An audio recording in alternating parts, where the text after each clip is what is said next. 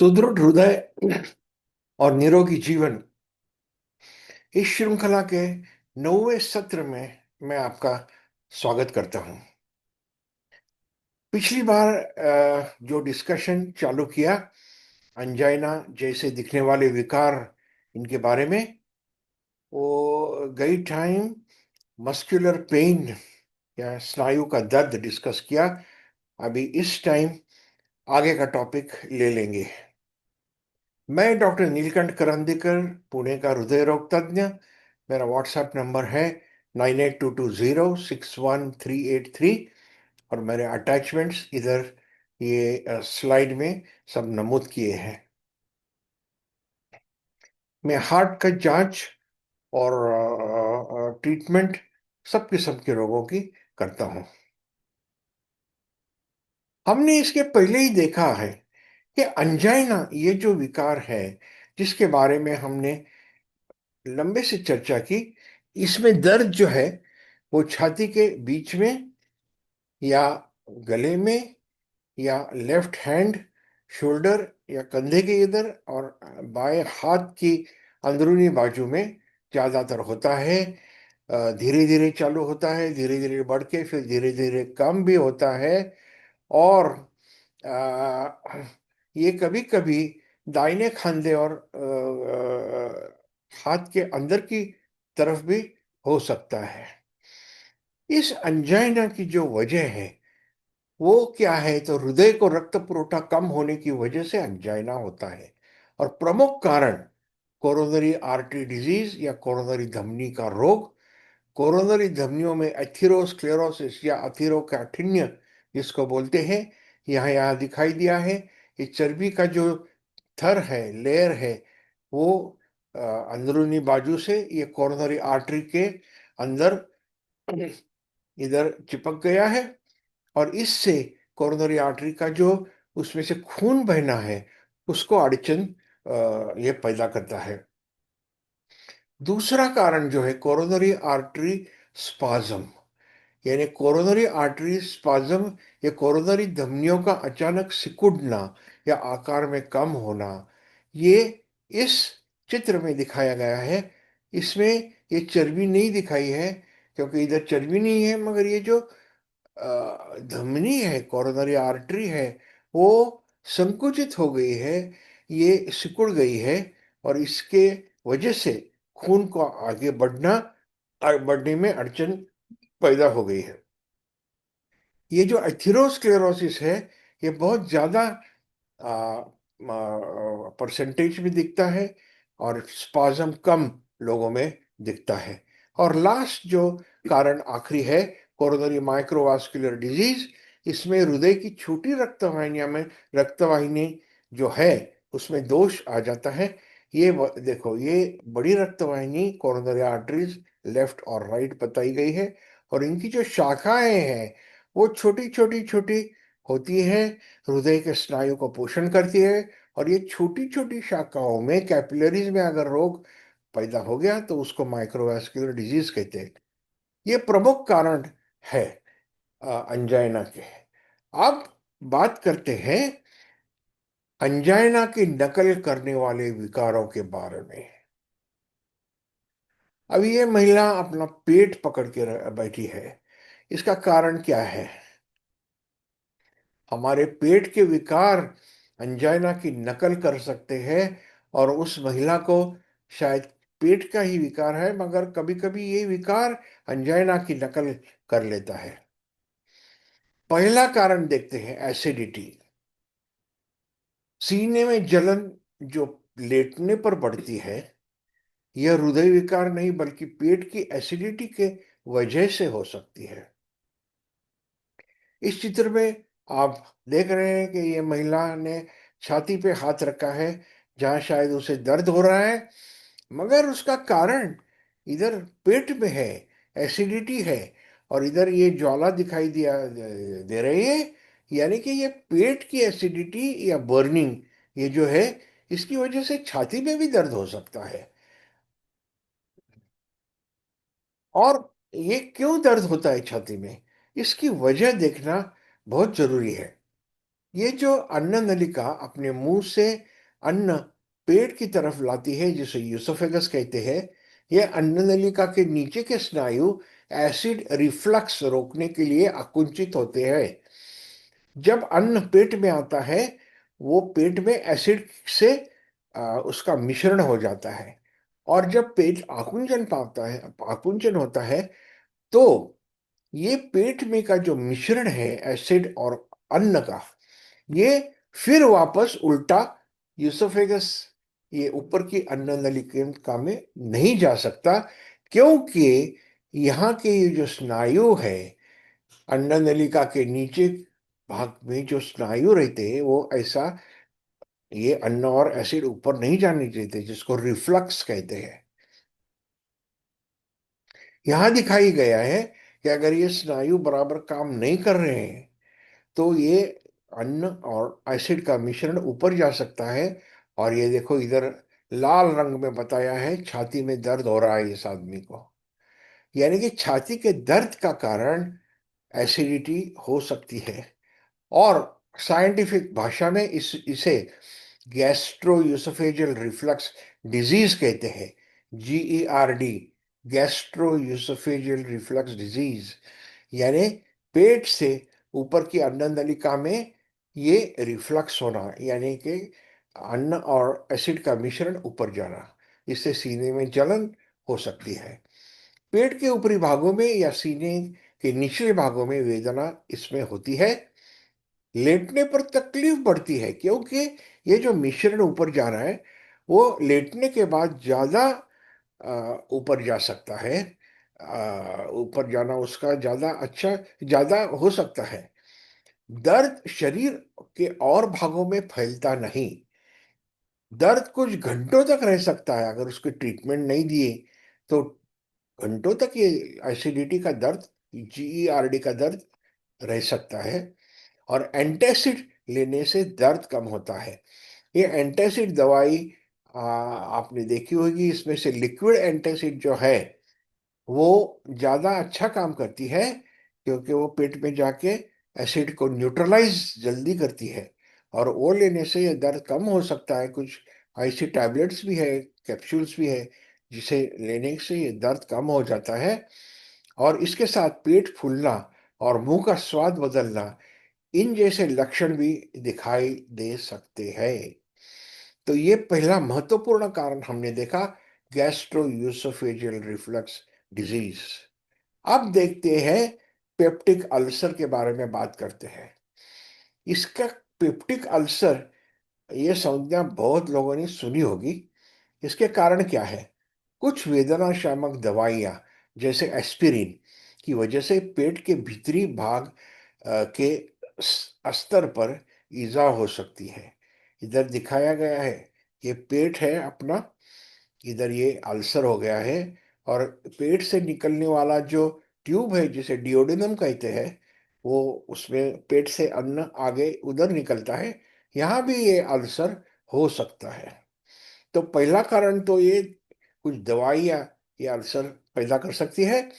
और दूसरा महत्वपूर्ण कारण हेलिकोबैक्टर पाइलोरी नाम का एक जंतु है, वो भी ये एसिडिटी बढ़ा सकता है।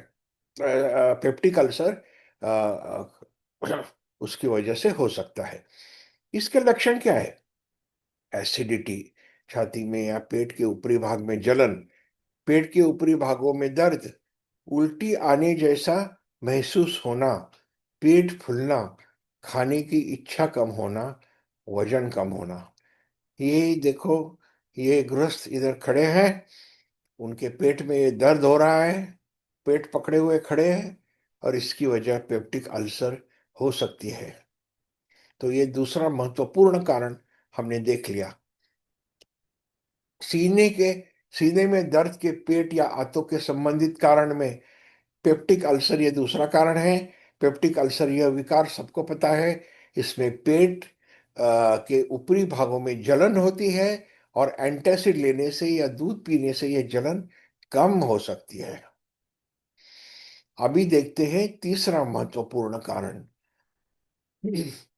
पित्ताशय की पथरी, गॉल ब्लैडर।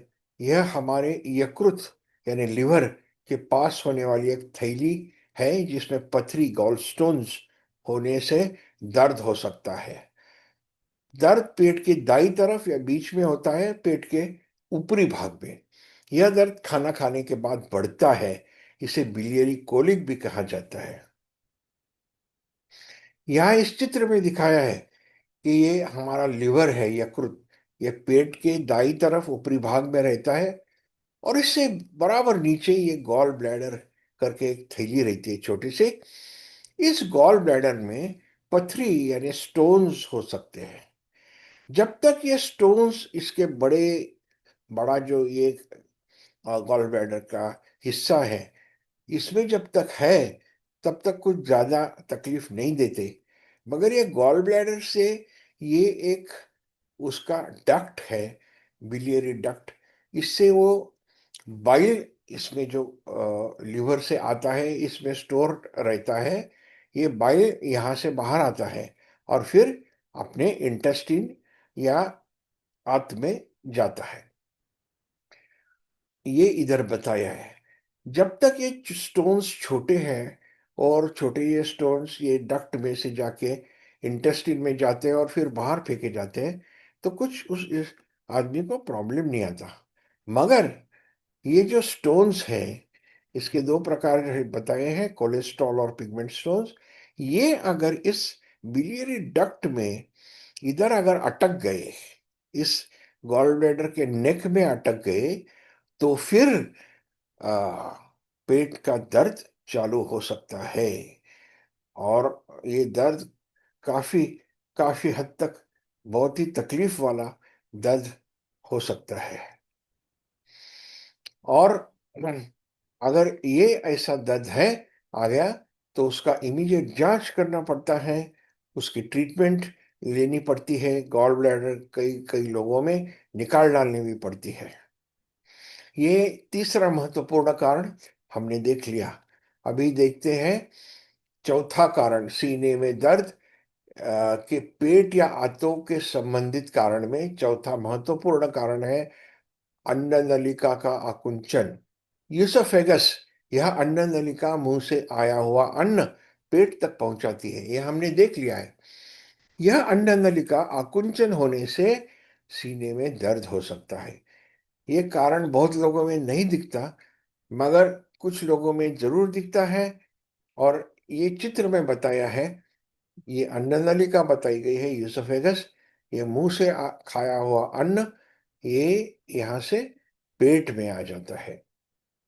और जब तक ये अन्न नलिका अच्छा काम कर रही है, कुछ तकलीफ नहीं होती। मगर अगर ये अन्न नलिका आकुंचन हो गई, इस अन्न नलिका के स्नायु का असंयोजित एक ही समय पर आकुंचन होना, इसे यूसोफेजियल स्पाज्म कहते हैं। और ये जो अन्न नलिका है, ये छाती के बीच से बीचों बीच मुंह से अन्न लेकर पेट की तरफ जाती है।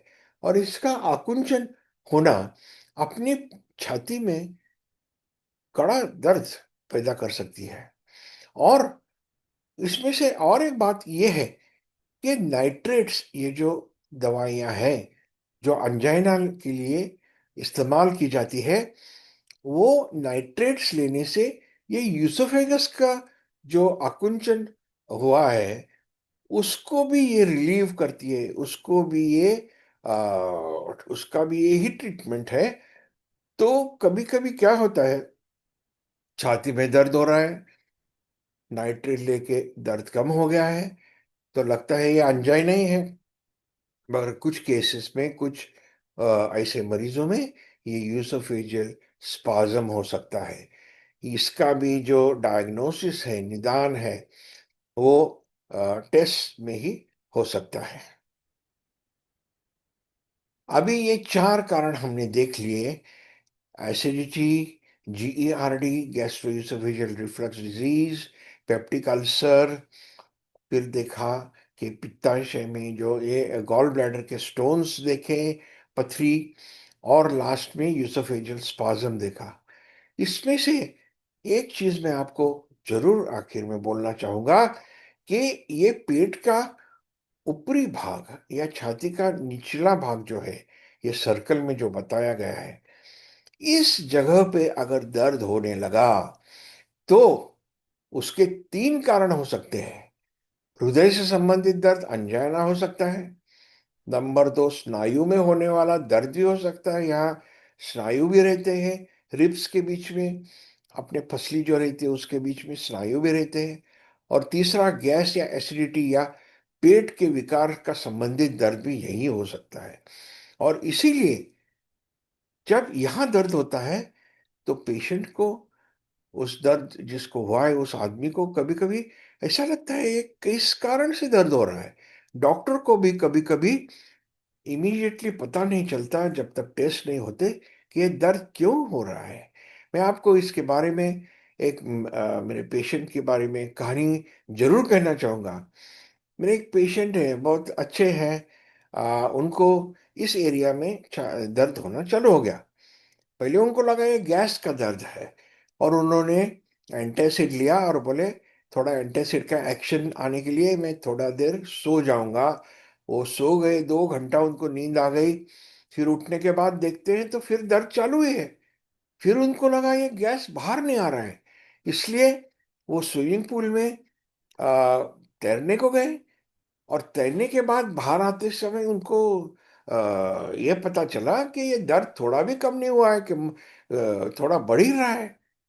ये जब महसूस हुआ तो फिर वो हॉस्पिटल में तुरंत चले गए, और उनका ईसीजी निकालने के बाद हार्ट अटैक आया है, ये निदान डायग्नोसिस हो गया। इसीलिए इस जगह पे दर्द होना, ये ऐसा हमने नहीं समझना चाहिए कि ये गैस का ही है, एसिडिटी का ही है या स्नायु का है। अगर ये दर्द नहीं कम हुआ इमीडिएटली तो डॉक्टर के पास जाके उसकी जांच करना बहुत बहुत महत्वपूर्ण है। धन्यवाद, आपने आज ये सेशन देखा। इसमें हम पेट की बीमारियों के बारे में बात की जो अंजाइना जैसी लगती है, और कभी कभी कंफ्यूजन बना देती है कि ये कहाँ से दर्द आ रहा है। तो इसकी जांच करना बहुत ही जरूरी होता है। वापस मैं आपको धन्यवाद देता हूँ, और आपको याद दिलाता हूँ कि मेरे चैनल को अगर सब्सक्राइब अभी तक नहीं किया है जरूर सब्सक्राइब करें, थम्स अप दें, और कमेंट भी लिखें इन मेरे श्रृंखला के इन लेक्चर्स के बारे में। इससे मुझे प्रोत्साहन मिलेगा, और अच्छी अच्छी जो हार्ट के बारे में और रिलेटेड खबरें हैं और रिलेटेड जानकारी है वो मैं आप तक जरूर पहुंचाता रहूंगा। धन्यवाद।